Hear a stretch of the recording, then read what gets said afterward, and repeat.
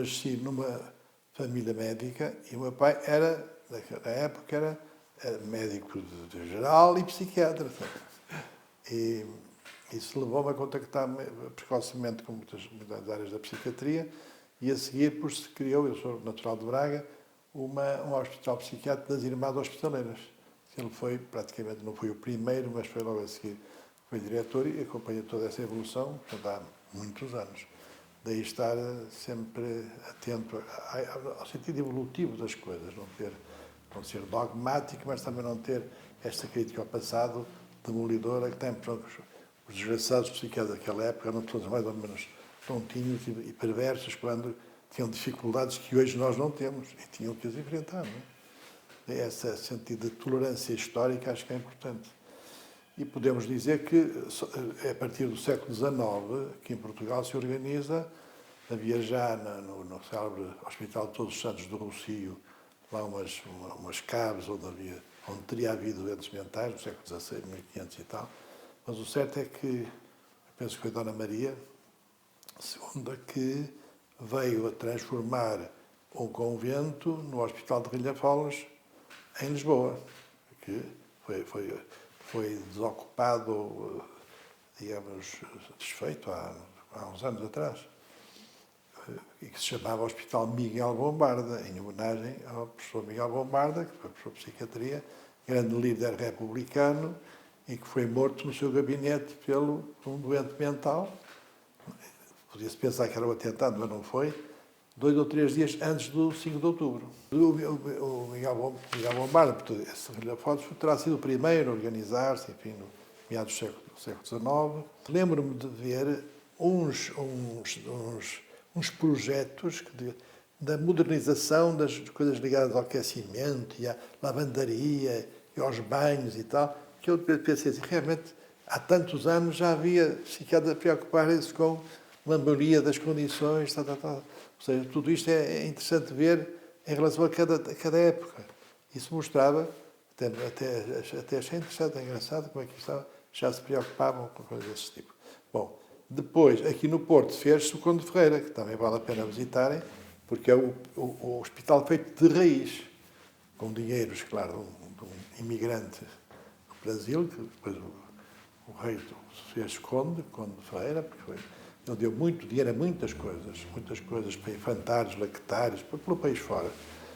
E devia ser uma pessoa muito, muito rica. Mas quis fazer na sua terra um hospital para os doentes mentais, mas feito, digamos, modernamente. Então, foi um professor de Coimbra, que veio para o Porto, um professor de Fisiologia, que andou pela Europa a estudar, e foi o primeiro diretor do Conde Ferreira, como é que se chama?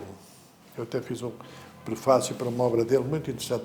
É um homem muito curioso que andou a tentar fazer um primeiro estudo epidemiológico no país, mandar as cartas para os médicos das regiões para saber quantos doentes mentais tinham, o que é que se tratavam, etc. É uma figura muito interessante. Então, quando foi feito já como enfim, com os banhos especiais, com enfermeiras especiais, com uma parte muito grande de terapia ocupacional, com oficinas para isto, tipografias, etc. E atrás uma quinta. Uma quinta onde também, porque, como sabe, muitos dos nossos estudantes noutros tempos, então, vinham do campo, eram labradores, tratavam. Enfim, depois com várias, uma coisa para pavilhonar, coisa com as patologias, e eu ainda fiz o início da minha vida, a faculdade ainda dava aulas no Conde Ferreira. O meu professor Fernando Fonseca, que era uma figura que tinha estado a estudar genética em Inglaterra, portanto era bastante avançado para o tempo, estava lá no Conde Ferreira, dava aulas, eu fui lá assistente e dava aula, daí lá comecei a dar aulas, depois é que fomos para o São João, para o Serviço de Psiquiatria do Hospital de São João. Entretanto, tinha sido inaugurado. Foi inaugurado, estava eu a acabar o curso, portanto, já não me lembro, 1962 ou um. Mas o Conde Ferreira foi a faculdade, ali ensinou durante muitos anos. O professor Magalhães Lemos, que é o nome do Magalhães Lemos, também foi professor, o professor Luís de Pina, muitas figuras interessantes. Bom, então o Conde Ferreira houve um grande avanço, digamos, na qualidade de vida, na ocupação, na parte, nos jardins. Tínhamos educação especiais, tinham jardins. E há um artigo aqui de há uns 5 ou 6 anos atrás, do British Journal of Psychiatry, dos ingleses, falar we should come back to the green. Temos que voltar ao green. Falta o green, realmente, não é só o green das cidades, é o green também dos espaços onde nós vivemos e onde vivem aqueles que têm doenças graves. Estamos a falar das doenças graves que são, digamos, tratamento prolongado e às vezes até acabam por dar um defeito, que se chama assim em psicologia, um defeito, que leva a ter muita dificuldade de se reinstalarem na comunidade. Não? Isto agora é a minha visão. Ao contrário do que sucedeu em muitos hospitais que foram criados nessa transição do século XIX para o XX, e século XIX sobretudo, que foram a primeira maneira de encarar a psiquiatria de uma forma médica no sentido assistencial, e de enfermagem também. A enfermagem teve um papel muito importante. Por exemplo, se for a Londres, o que eles dizem ser o mais antigo hospital da Europa, não se sabe se esse não é, que é o Royal Bethlehem, onde eu estive depois com o Bolseiro e o Maudsley, são hospitais, são conjuntos, foi todo transformado e é um dos centros de investigação da esquizofrenia. Não o atiraram abaixo. Os seus jardins, os seus parques, etc., foi renovado. Se for a Paris, a Sainte-Anne, também é um dos grandes clássicos, que ainda tem muros altíssimos, foi também mudado. Tem uma parte de neuroradiologia funcional muito grande.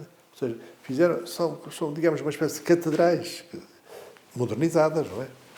Em Viena também, Viena do Freud, o tempo da arte nova, o hospital psiquiátrico ainda existe, tem tudo arte nova, é uma igreja muito bonita. Não sei, nós aqui podíamos ter recuperado, tivemos a oportunidade de recuperar quando feira, podíamos ter feito, mas acabámos por fazer nada. Que houve um projeto, depois, que era contra a onda da lei, as leis era toda desinstitucionalizada, que vai ser é um apetite para os construtores. E só, isto cá para mim, isso é da minha responsabilidade, e só não foi ainda vendido porque o Conde deixou um testamento, que era para o governo, e os trinetos, que eu ainda conheci trinetos, tetranetos, forçaram a que isso deve ser parado. O professor Marcos Teixeira, que foi diretor lá e que eu apoiei na altura e colaborei com ele, fui presidente da Comissão de Ética na altura. O projeto era um projeto de renovação muito interessante, que a Misericórdia podia ter patrocinado, mas também, claro, a parte política é importante, não é? Não estando na onda, isto não dá. Não é? E é uma pena destruírem uma coisa que era interessante, com condições boas, para se poder fazer vários tipos de estruturas ligadas à psiquiatria, à saúde mental. Portanto, este problema da psiquiatria e da saúde mental é um equívoco medonho. As pessoas só falam em saúde mental, mas porquê é que só se fala em saúde mental? Porque, efetivamente, eu não sou sanitarista, sou médico psiquiatra. Sou um clínico das doenças mentais. O que não quer dizer que não me preocupa com tudo que é prevenção, educação, reabilitação, etc. A saúde mental trata fundamentalmente tudo aquilo que leva à prevenção da doença e à recuperação de quem passa pela doença. Mas a clínica, digamos, se é uma doença, eu tenho que ter um clínico. E o psiquiatra é o clínico da doença, tem que estudar a doença. Ou dizer que não há doença. Grande parte dos doentes, não é só em tudo, está na cabeça, não tem nenhum tumor, está emocionado ou normal. Portanto, o clínico tem que ver a clínica, estudar, e depois definir um diagnóstico. Agora, desapareceram os clínicos e a psiquiatria, aliás, em muitos textos nos últimos anos, com todos esses movimentos que foram, por vezes, muito radicais, quer dizer, o movimento italiano de há 50 anos, o decreto acabou com os hospitais de um dia para o outro. É uma coisa revolucionária.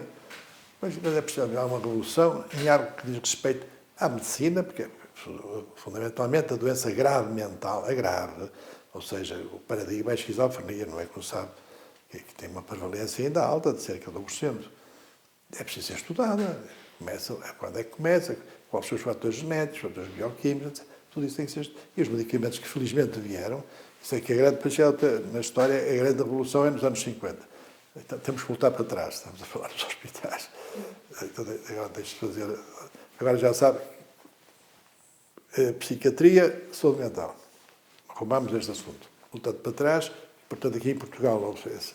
Também apareceram as ordens religiosas de São João de Deus e do irmão de São João de Deus, que chamava-se Bento Meni, que depois foi levado à santidade pelo Papa, que agora é São Bento Meni, que vieram o São João de Deus criou no século XVI.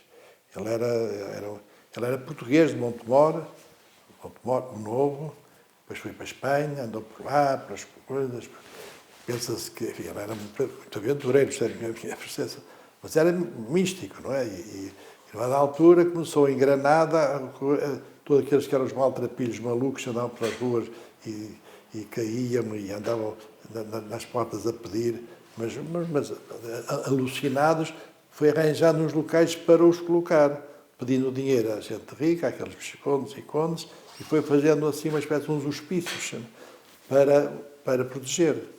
E acabou por morrer ao tirar-se ao Guadalquivir para safar um desses, digamos, desgraçados.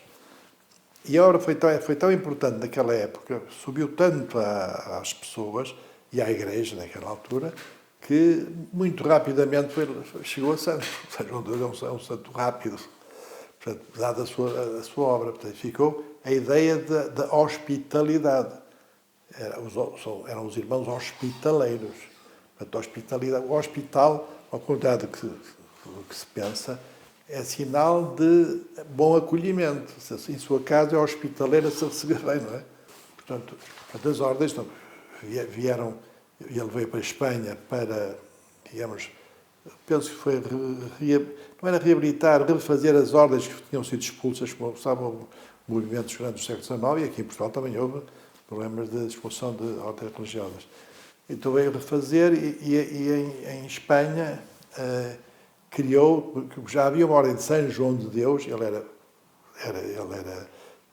São João de Deus, era um frade, fez uma paz de irmãs, chamou Irmãs Hospitaleiras do Sagrado Coração de Jesus, que nasceram, portanto, em Espanha, em Ciempozuelos, no meados do século XIX.